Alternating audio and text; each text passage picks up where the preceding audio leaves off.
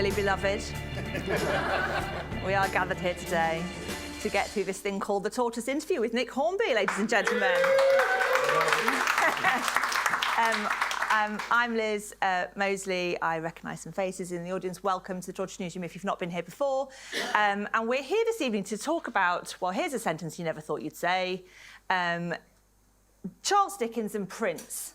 And they're more alike than you might think. And Nick has written this rather fabulous book to make the case, and by the end of the hour, you will be as convinced as I am that there's something about these two men that somehow links them. And actually, in exploring that, we learn quite a lot about, I don't know, the nature of artistic genius and selling art, how that feels, what it might do to you, the link between brilliance in your mind and your heart and your body, and all of those things. It's really fascinating. Just to get a sense of who we've got, may you please raise your hand if you love Prince? OK, lower your hands. May you please raise your hand if you love Charles Dickens? OK, fewer, but still good. If you love both, put your hand back up in there if you love both. OK, excellent, not bad. That'll do me. Yeah, strong. OK, let us remind ourselves why those of you who love Charles Dickens are right and why those of you who don't love Charles Dickens are wrong. Ron VT. I mean, it was brilliant. Or even though Pip looked more like Helena Bonham Carter than Helena Bonham Carter, it's slightly off-putting. It just gives us a sense, and it's a big part of your sort of thesis in this book, which is Dickens is everywhere, part of all of our cultural consciousness, the vernacular. We have a running joke at Tortoise because we change the names for things that stay the same, in fact, all the time. You know, the artist formerly known as a Prince thing. But these are men who get everywhere. Well, one of the most remarkable moments when I was writing this book, and I mentioned it, and it was I was watching last year's Great British Bake Off, the new series, and within the first 10 minutes of the second episode, I think, Noel Fielding had mentioned both Prince and Dickens. And it didn't feel forced. It was just, those were the natural analogies that came to him about his clothes and about people wanting more, or nose pressed against window or whatever.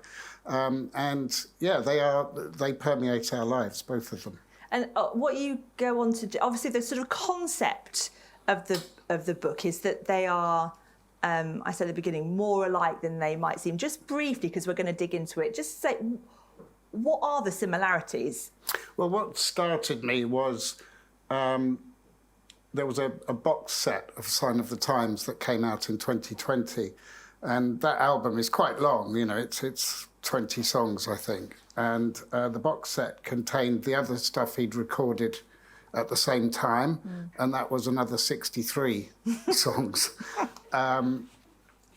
And he was making 3 records at once. He was making a record for a character called Camille, and he was making a sort of world music-y album, and he was making... Because Camille is him. Camille is him. Camille is the woman who sings If I Were Your Girlfriend, but except that's Prince with his voice speeded up. Yeah. So it's all very normal.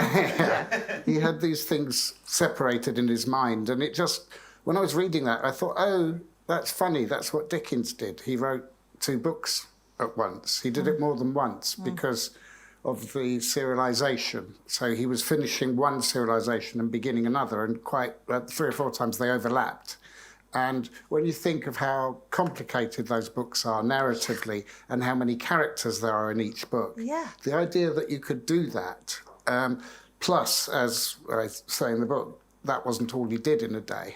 He was writing 2 books at once. He was editing other people's stuff. He was a social reformer. He had 10 kids. He went on these extraordinary walks. He wrote letters. He replied to everyone who wrote to him, which was hundreds of letters a week. And then Prince, you know, he only recorded. He got up in the morning and he started recording. They reckon that we could get a new album every 6 months for the next 30, 40 years because of what's in his vault. And then when he wasn't recording, he was playing. And as many of you might know, that once he got to the end of a show, or during the show, his people were out booking a club in that city so that he could play an after show after the show. Yeah. And there's a quote from one of the backing singers here who said the crowd used to chant 6 in the morning, 6 in the morning, because that's how long they wanted it to go on for. And she's thinking, dear God, you know, I've been working since 8 and now they want me to go until 6 a.m. And anyway, they were both completely unstoppable in ways that I think is remarkable and unique. We'll talk about that prolificness, particularly in their 20s. But I'm not going to deny the Prince fans. Let's have a bit of a look at Prince, shall we? Oh, I think Prince won. Yeah. The dancing. And there's loads in the book about the music, as right there should be. But did he ever get instruction with dancing, or did he just do it because it was in him? I think he just did it because it was in him. Yeah. No, it's extraordinary. And he was good at so many things. Yeah. And a friend of mine once said to me, if he wasn't Prince, he'd be the best guitarist in the world. But he was Prince. Yeah. So people think about songwriting and dancing and singing. Yeah. Let's just look at, there's a little, I think you've drawn it, a little chart. It's a scientifically constructed chart which shows here Dickens, here Prince. This is the age that they were, and this is the things that they did at that age. Yeah. So let's just have a bit of a chat about this. Well, when I was 20, I didn't put out an album. No. Or any other times. That might take us some time. If we're going to do it that way. I mean, that is just absolutely extraordinary. Yeah. I mean, I think, you know, there are various things to look at here, but 24, 25, Oliver Twist and Purple Rain in the same year. Again, no novels or albums, myself. None. So Prince started earlier, but didn't become as famous as quickly as Dickens.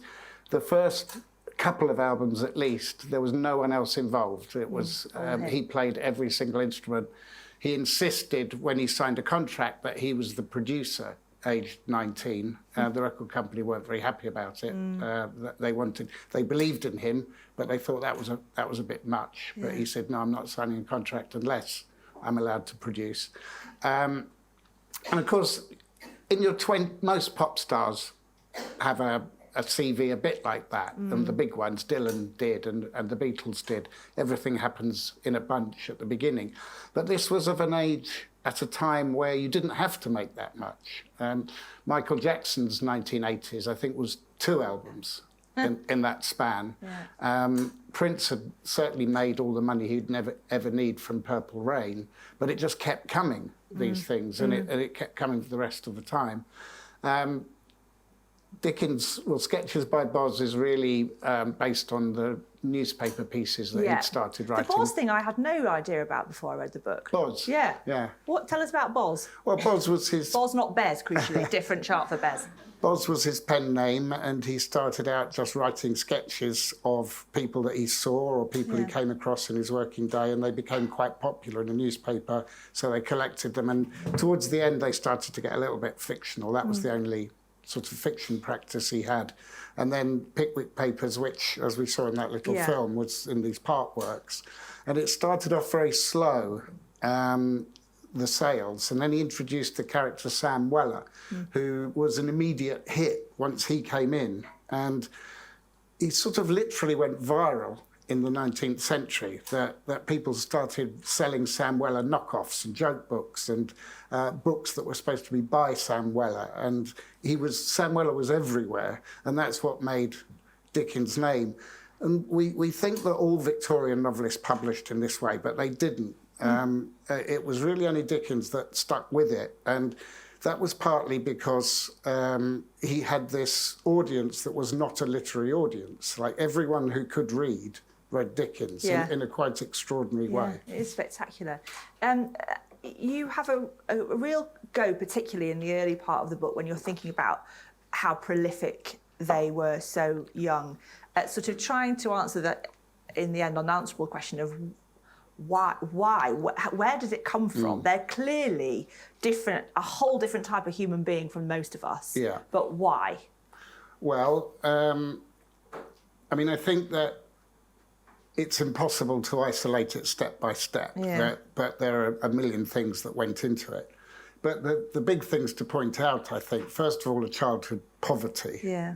And of course, the childhood poverty blights millions of lives, and not everyone becomes Prince and Dickens. Yeah. It's not a good idea. No, it's not a strategy, is it? To experience childhood poverty. But childhood poverty plus extraordinary talent and drive is interesting because they both were clearly desperate to move as fast as they could, and it left various problems with psyche going on. I mean, I'm sure we'll get onto it, but their attitude to business and publishing and record companies was not so different. They both got consumed with rage at various stages about how they were treated.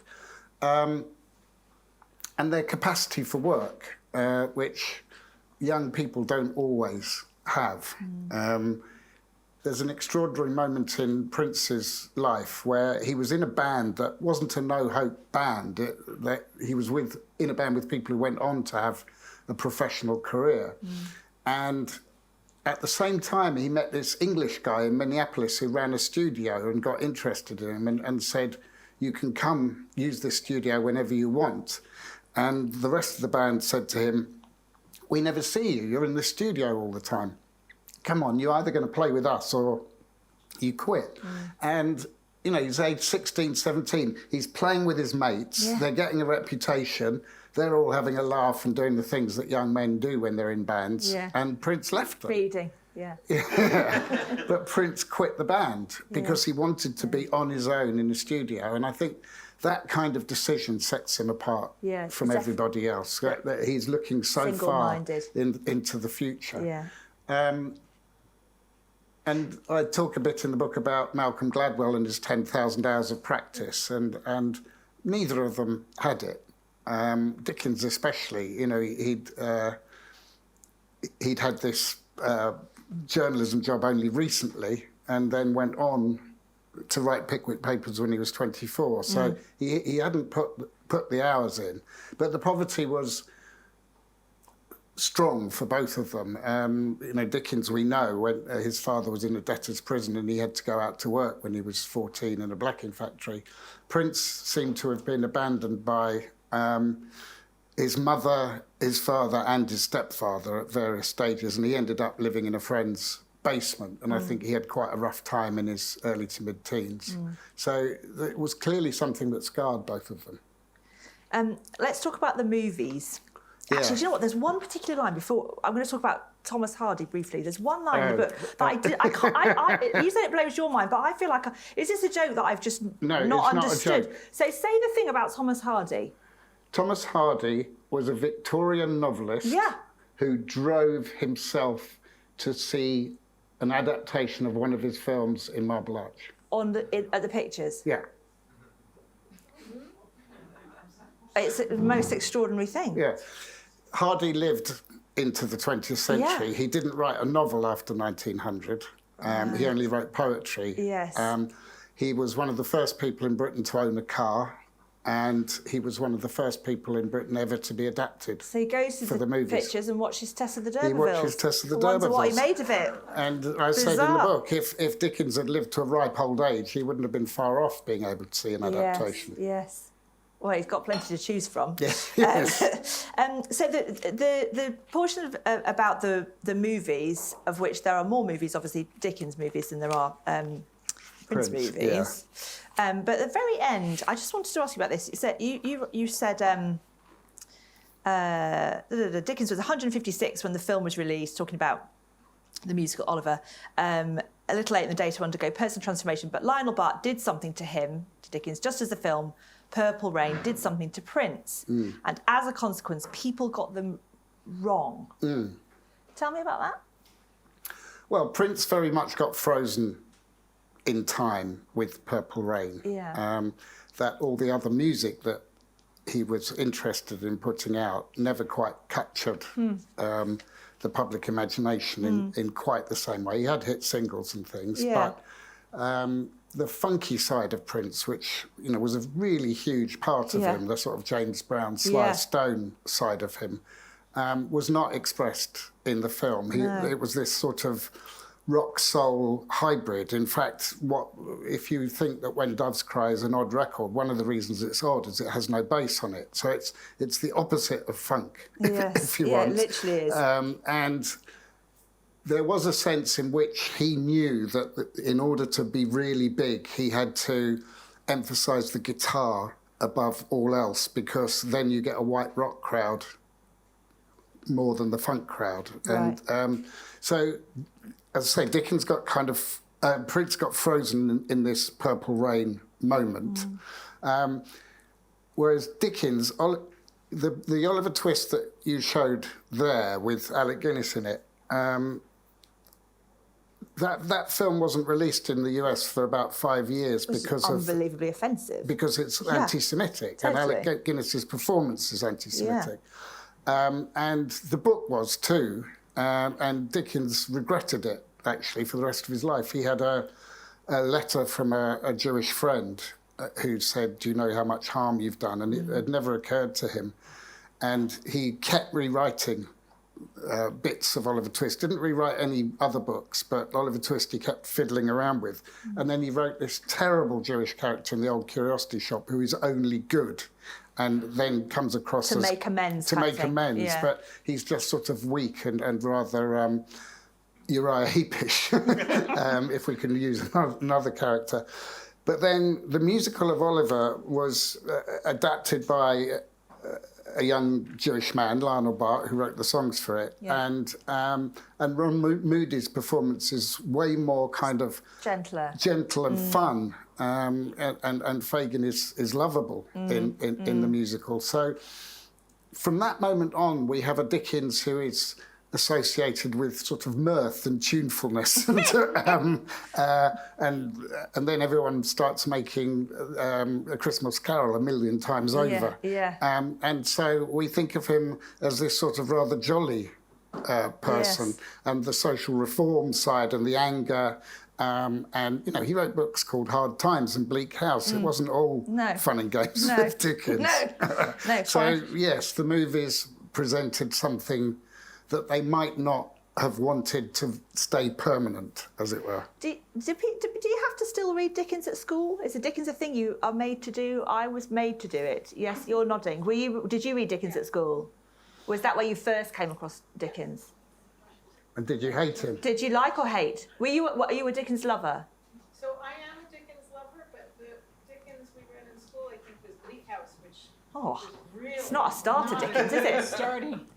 Yes, we started with Bleak House, and I did not enjoy that, but I went on to love Dickens later. But Bleak House is also 850 pages long. I mean, what people are doing, giving it to kids to read, I have no idea. You love Bleak House. You think it's really funny. And... No, it is. But I read it when I was at university in my 20s, and the other thing with setting these authors is that people tend to choose the shortest books.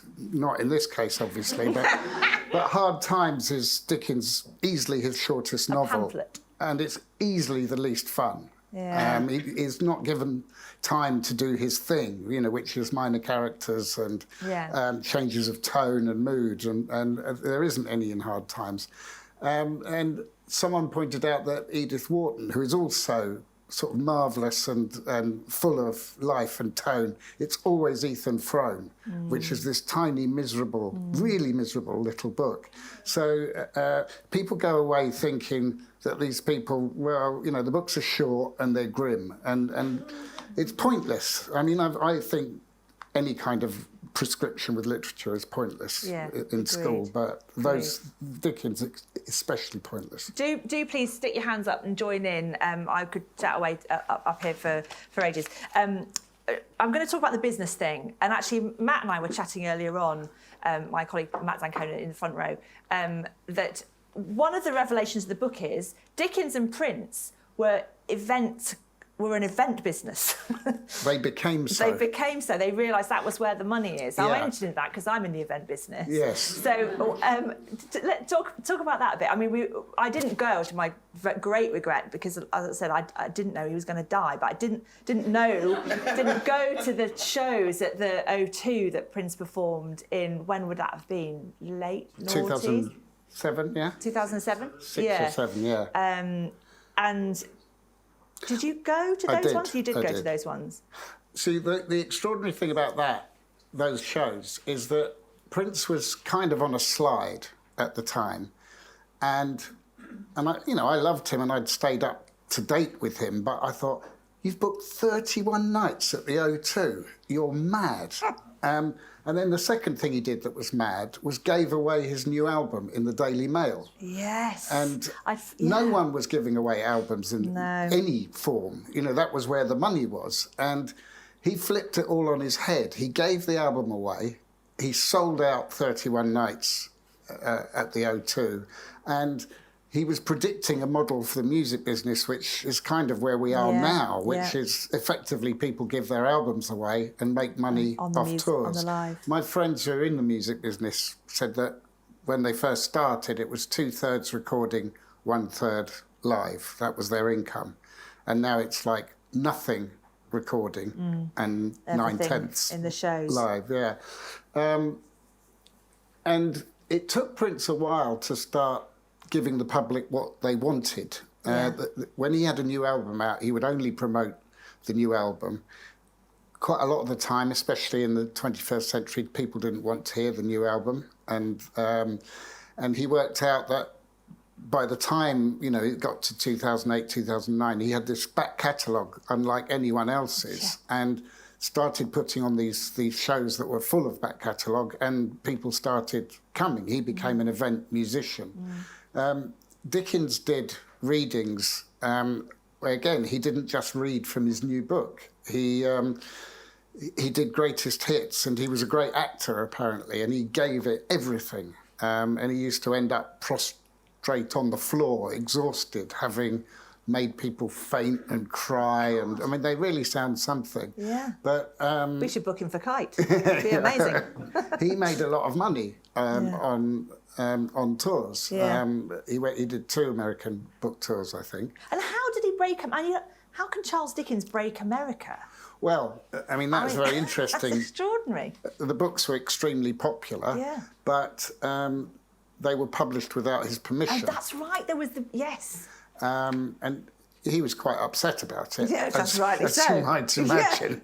But he became a big hit in America through pirated copies of his books. And the first time he went to America, he tried to talk to people there about would it be a good idea to pay authors when you're publishing their books, and they said no. And they thought it was hilarious. They thought it was so vulgar, and there were all these editorials saying, basically, fuck off back to England if you're going to come here with that attitude.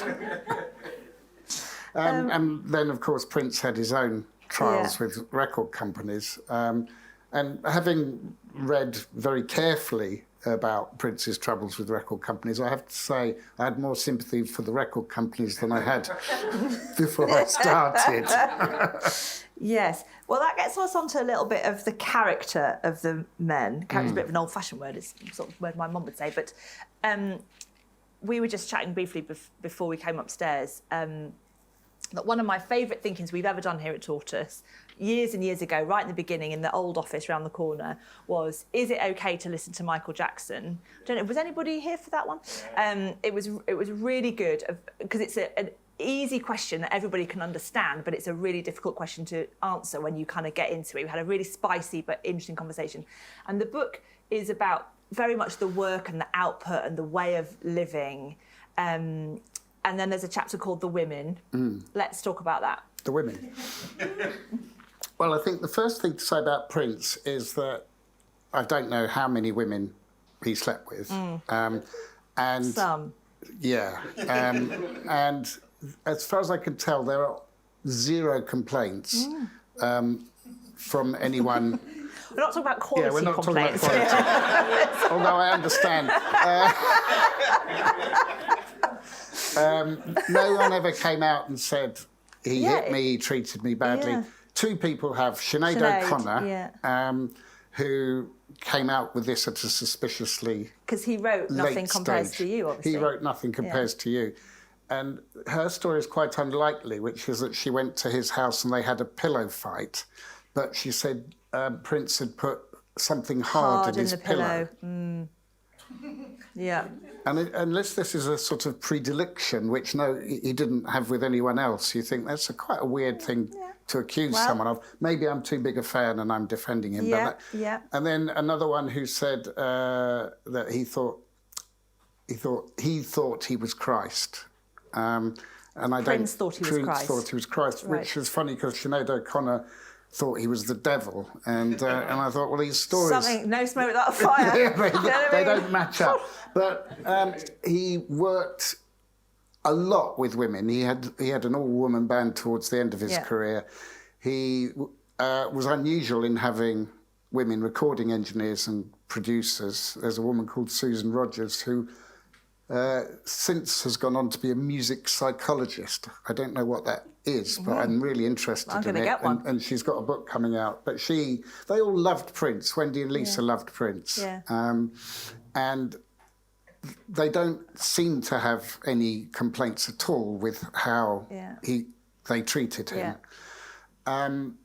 But he had this peculiar thing with all these women singers who he made endless records with. There are 8, 9 albums, I think, which have never been heard of again, which Prince wrote and produced. I don't think he was giving them his best work. And eventually his manager said, you don't have to you don't have to make a double album with people just because you want to fuck them. And but that seemed to be... It's a good rule of thumb. A pattern that he got into, that he was with someone, he made them record. Side note, is Sheila E. and Sheena Easton the same person? No. No. Okay, just checking. Yeah, sorry. That's okay. Sheena Easton was one of the people that he worked with. And Sheila E., who he made a couple of records with, was his drummer way on, into the 21st century. Yeah. And Jill Jones, and there are a whole ton of people. Did Prince write that Love is Contagious by Taghizadeh? Because she was one of the women as well, I think. Yes, I don't know if he wrote Love is Contagious. Sorry, that's not part of the book. That was just out of interest. But Charles Dickens and the Wives and Girlfriends is a more complicated story, arguably. Yes. Dickens was married young and had 10 children with this poor woman. And then he went off her rather dramatically towards the end of his life. She just lost her shape. What's he supposed to do? And he fell in love with a young actress, and it was a rather dramatic separation from his wife, which included him bricking up half the house so that she couldn't get through to his side of the house. He bricked her separately into the other half of the house for a little while, and then moved somewhere else. But the strange thing with him is that his sister-in-law died when she was young, 17, 18, and Dickens collapsed when his sister-in-law died. Is that his wife's sister? His wife's sister, younger sister. And he completely collapsed. He said that it was the most grief he ever felt in his life, which, considering he lost parents and kids and all sorts of things, was quite an odd thing to say. Yeah. And it looks like he was in love with her. And then he fell in love with a couple of other people like her, much younger, innocent. He always portrayed these innocent women. And then the characters in the books are not good. The young women are all drips. And not good characters, rather not good. They're badly written. Yes. He sentimentalised young women. They have no agency. They have no character. They're just sort of perfect. The only one who's not perfect is Dora in David Copperfield, which is an autobiographical novel. And Dora is such a drip that even Dickens and David Copperfield get fed up with her, and Dickens kills her off, and David Copperfield is then free. But that's quite an interesting insight into his psyche, that it's the drippy wife that he wants dead and gone. So their relationship with women is quite complicated and difficult, both of them. And where do you come down in the context of that whole? I mentioned the Michael Jackson thing downstairs. We were talking about Roman Polanski. You know, there's an ongoing, I think, conversation that people have about pretty disgusting men who've made cultural work that is great, good, and enjoyable. Where do you sit on that? Well, first of all, there's clearly in our minds, even if not in life, there's clearly a statute of limitations. As in, it's living people that we have a problem with. And I think we have to recognise that about ourselves, that we don't apply the same rules to dead musicians or 19th century poets. So, you know, that in itself is complicated, I think. Are we going to have a rule for everybody, or are we only going to have a rule for people we can see hanging around now? I think we have to have a rule for everyone if we're going to have a rule. And that means that we wipe out a lot of art, like a real lot of art. Yeah. And then beyond that, I think there are individual arguments to be had about each one of them. I mean, Polanski did a terrible thing, but as someone recently pointed out, two of the great crimes of the 20th century, the Manson murders and the Holocaust, happened to him personally. And what that does to you, I don't know. Yeah. And so if you weigh up, all I would say is he is a man, I think, that's more sinned against than sinning. And I don't know what that means. And then, you know, with Polanski, there are movies he made before he did anything. Do we wipe those out? You know, it goes on and on Very and on difficult, in terms of complication. Yeah. Interesting. Thank you very much. Like I say, please do weigh in, stick your hand up. Matt's go for it. Oh, yes, sorry. My mic gets you. Matt. Hello. Thank you very much. Congratulations, Nick. It's a fab book. Oh, thank you. And I really enjoyed it because many people have tried to sort of analyse what genius is, and it's you end up with kind of Clinton card aphorisms rather than, and so looking for the affinities between two geniuses, I thought was a ingenious thing to do, and there are affinities. That's what's so interesting. I thought until it felt solid.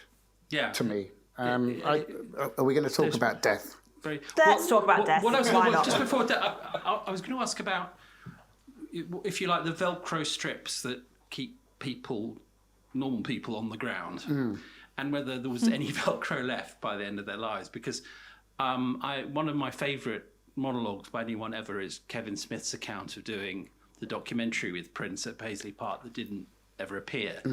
And he tells the story of one of Prince's very sort of loyal but long-suffering assistants describing Prince at 3 a.m. in a Minneapolis snowstorm in January, calling her up and asking for a camel. And Prince not being able to understand, in a very genial way, why she couldn't assist him with this, what he regarded as a very straightforward request, you know, like asking for her to pop down and get some milk from the all-night store. No, a camel. So perhaps I've answered my own question, but I'm interested in your kind of checklist of the things that made them the same, different, mark them out from by the end or even towards the end. Did they have, how much attachment did they have to, I mean, obviously Dickens on the walks and so on had this massive capacity just to swallow in reality, but were they actually in truth floating above air and totally in a different cosmos of their own creation? Well, I think Prince might have been, and I think that one of the reasons for that is sadly a lack of family. I mean, he had a child who died a few days after he was born, but he didn't have anything approaching a domestic life. Whereas I think Dickens would have liked to have floated above, but everyone around him was a burden. I mean, financially, his dad continued to be a burden until he died, kept getting himself into trouble. The 10 kids, brothers who never really achieved anything. So I think the real world just kept crashing in on Dickens in ways that he probably found unhelpful. And yeah, you bring up the walks, and that seems to be one of the times where he was floating above. But that was the only time he could find to do it, which was the middle of the night, pacing round and around London. And he did have this social conscience, which kept him very rooted as well. And he did mad amounts. You know, if the homeless women were putting on a play, he'd be designing the set and rewriting the script. And he didn't need to do that, but his involvement was such that in everything was such that he couldn't stay away. There's real, it's just real sadness in Prince's death in particular, and that he gets on his bike and he cycles down and buys a Stevie Wonder album. It's like one of the last things he does before he dies. Just desperately sad. And it's obviously a cliche that geniuses have to die too soon, but obviously everyone has to die eventually, and we just want to stay with them forever because they're brilliant people. But yeah, I was going to say to you, by the way, your thing about not seeing Prince because you didn't know he was going to die. Yeah. I think as a rule of thumb, go anyway. Everyone's going to die. Yes, true. You're right, actually. You are right, actually. In hindsight, that was remiss of me. In Prince and Dickens's case, I'm quite convinced by the book that it was their genius that did kill them. I mean, it literally used up their bodies. Yeah, I think that's probably right. They died within about 6 months of each other in terms of lifespan, which neither of them made 60. And when you read accounts of how they spent their days and their time, you think, what's going to be the cost for this? What's going to be the cost for playing a 3-hour show after a 3-hour show and sleeping a few hours, then getting up and recording? What's going to be the cost for writing 100 letters, 2 novels, walking all night and having 10 kids? You know, what is the cost? And the cost is, yes, they kind of blew themselves up.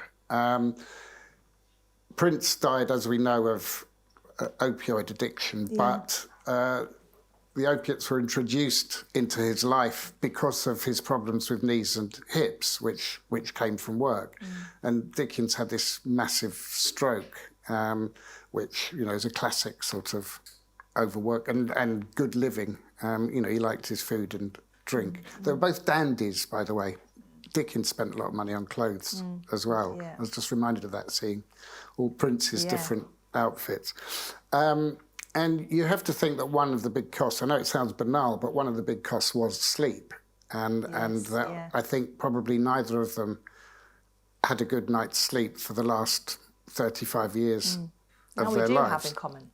Sorry? That we do have in common.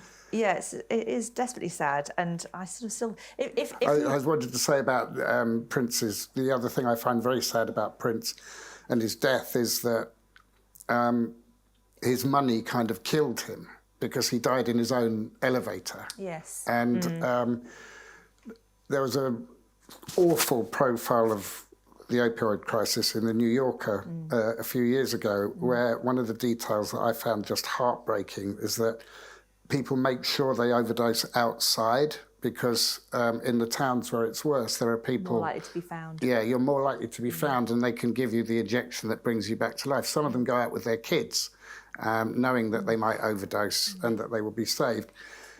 And Prince is in this vast estate, and there's some kind of panic going on in the last 24 hours of his life because there are frantic calls put through to addiction doctors, which seems strange that you'd choose that kind of doctor the night before his death. And then the following morning he died, but in a lift where no one could find him until they started looking when it was too late. What's happened to Paisley Park? it still exists in that at the weekend I did an interview with someone who is an archivist there and said, if you ever want to be shown around, please let me know. So something's happening there. I don't know quite what it is. I know the vault has been moved to somewhere, and there's a guy whose full-time job it is to listen to everything that's in the vault, which will take him the rest of his life. Yeah, exactly. Good job, though. Yeah. Okay, we're going to go Paul Atherton, and then we're going to go Mark. Paul, have we got a mic? Could we float one? Thanks, George. Thanks very much. I had the great fortune of catching Prince in the National Indoor Arena up in Birmingham in '93. And I was in the London Library last night, which, of course, Dickens was one of the founding members and regularly wrote there.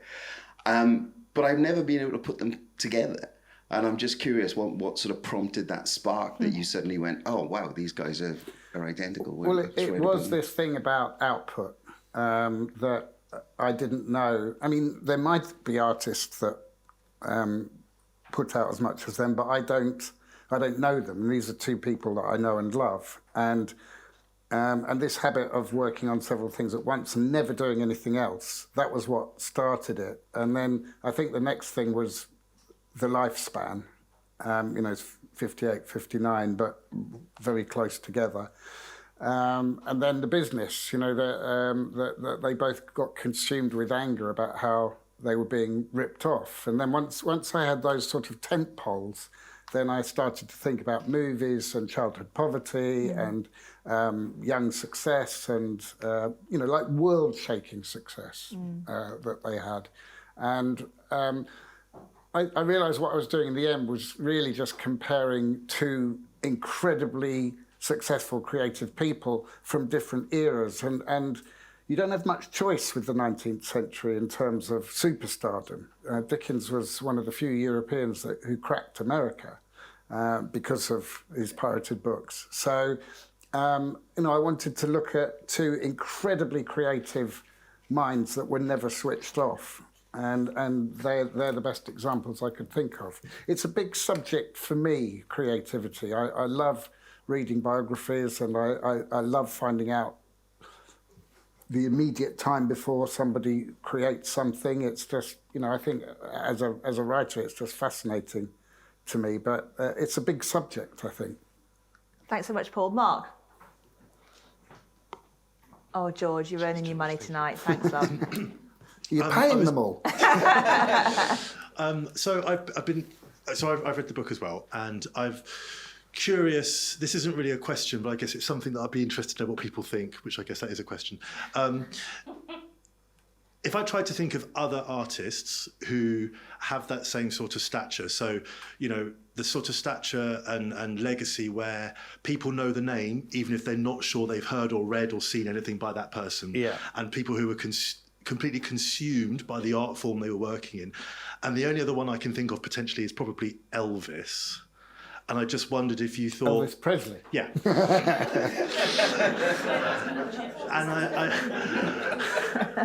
and I just sort of wondered if do we think there's anyone kind of around at the moment who could go on to become one of these sort of cultural sort of markers?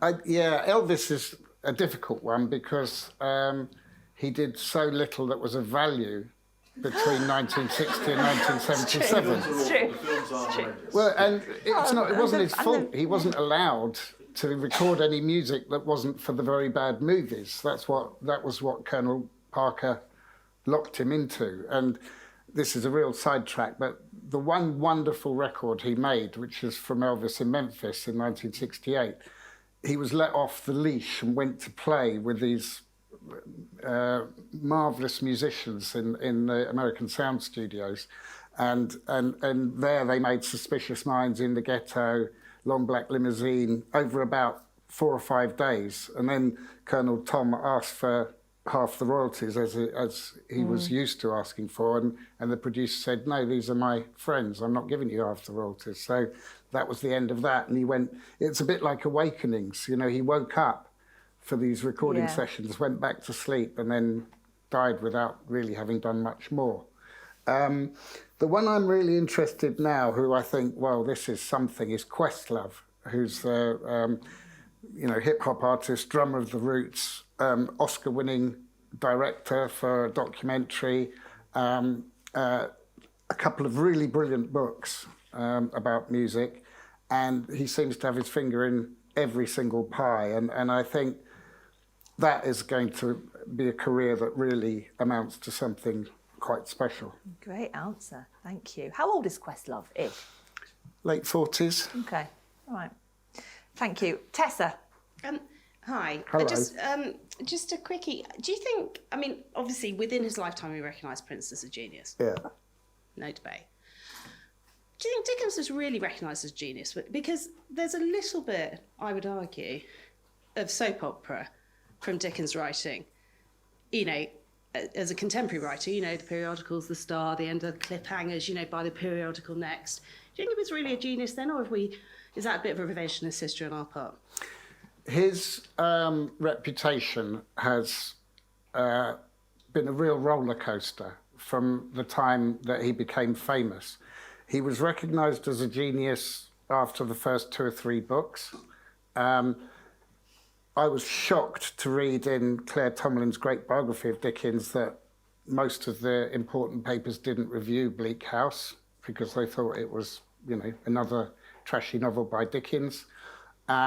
His critical reputation was rescued in the 20th century by Leavis and other people. And then it's interesting, in our drive for content in the late 20th and early 21st century, Dickens has been as obliging as anyone else, and his work is constantly plundered. Genius is... I take it on board that there's a soap opera aspect.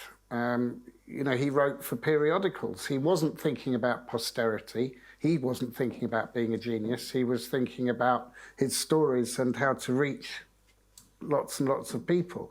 And I think people who do write for posterity because they want to be considered as geniuses run the risk of not being remembered at all, because if you're not read widely in your own lifetime, you've got no chance going forward.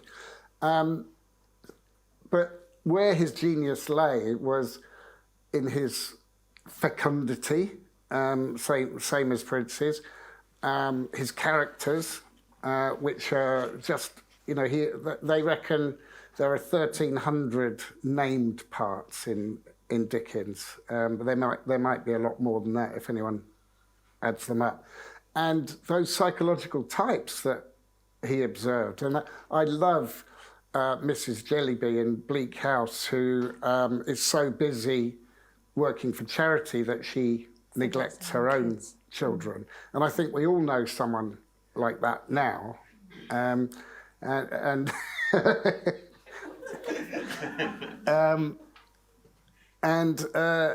when we're trying to describe these people, we quite often reach for a Dickens character, Uriah Heep, Micawber, the optimist, and of course the Scrooge and some of those other characters. But Miss Havisham has entered the language as, you know, someone scarred by love early on in life, and that is genius, I think, to be able to create characters that are very specific to his novels, very specific to his time, that mean an awful lot to us where we are in the 21st century.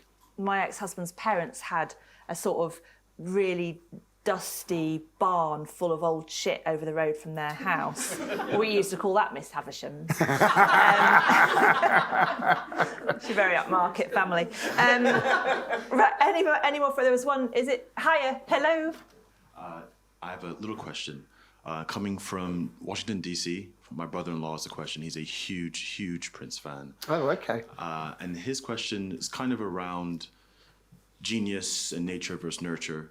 You talked a little bit about the upbringing of both men.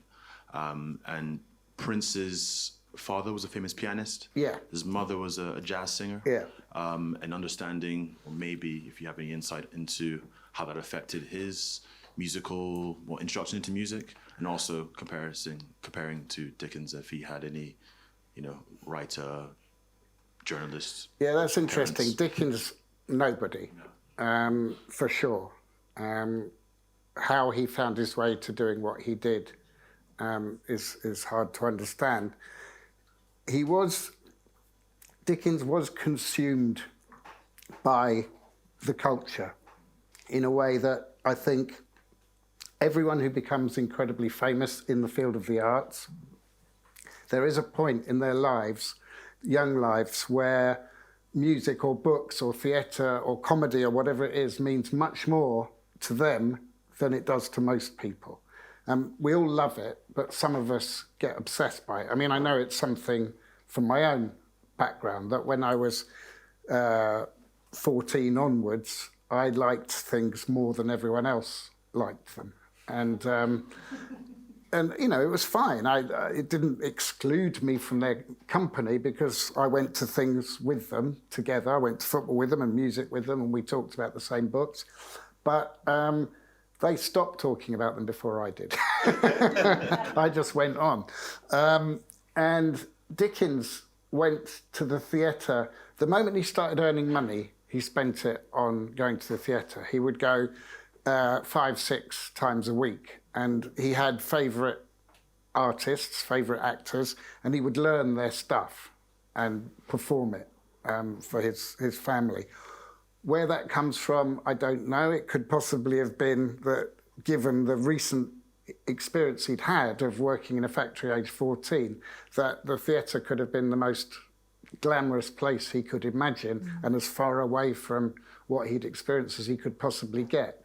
Prince, yeah, I mean, neither of his parents were successful musicians, but music was the language of the household and the language of other people that he knew, friends of his father's. I love the story he tells in his own unfinished book about being taken to see the movie of Woodstock when it came out. And that came out in about 1970, so I guess he was probably 11 or 12. And having had 12-year-old boys myself who are very interested in music, the idea of telling them that they're going to see a 3-hour film full of a lot of people that they might not be that interested in, I wouldn't have got them anywhere near the cinema, but Prince was just like desperate to go, couldn't wait. And his influences were from all over the place. He had hard rock influences, he had soul, he had everything. He listened to all this music in a way that I suspect was unusual when he was a child. So I don't know, those were things that fed into both of them for sure. Nick, we've got 2 minutes left. Okay. I can take one more quick question from the floor. I feel like I saw... Yeah. Here we go. I got the microphone. Oh, yes. Well, if you've got the mic, then you're in charge, basically. So I rule now. Yeah, you totally do. You talked about how popular his books were in America. Yeah. And then his first trip in 1842, when he came back with American Notes, did not speak very highly of them. No. Was he then popular after that? Because he did go back, but he wrote a lot about the way they treated the slaves and the advertisements that he saw. How did they feel about him after that?